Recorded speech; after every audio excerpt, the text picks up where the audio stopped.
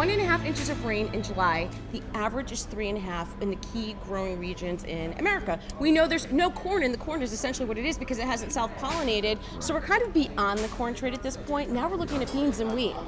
It's staggering to see what the lack of amount of rain that we've seen so far this summer and really throughout the entire spring. So yeah, the corn game is all but over. Now it's just a matter of how much damage was really done.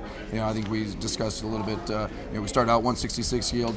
We have projections as low as 100. Now that's an extreme, but I mean it's a dire situation. So when does it become that the farmers actually oversold? We are probably reaching that point now.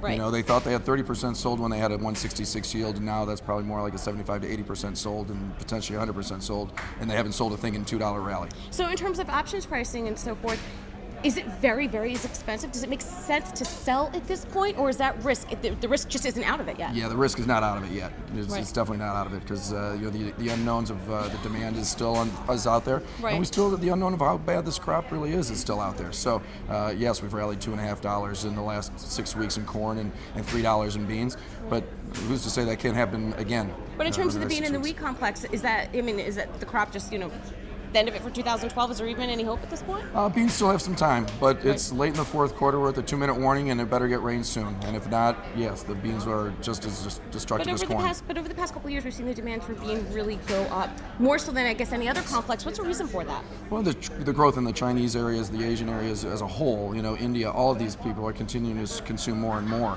And where corn has some feed products that can be offset with wheat and things along those, beans don't have that luxury.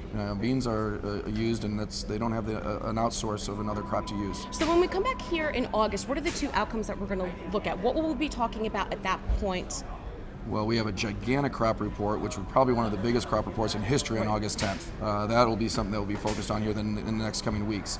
By the time you come back in middle of August, we'll see what the weather really has been for the next 4 or 5 weeks, and that'll determine, did we salvage anything at all, or is complete destruction out there? So we'll know by then if these crops, if it even matters for 2012. So going forward for 2013, do you think they'll do anything different? Maybe not plant as early as we did this year, or that doesn't even matter in this case? I'm not sure it matters. I mean, historically speaking, if you can plant early, it's a good thing. Right. Usually you beat the heat, you beat the dryness, and this year it didn't work out that way.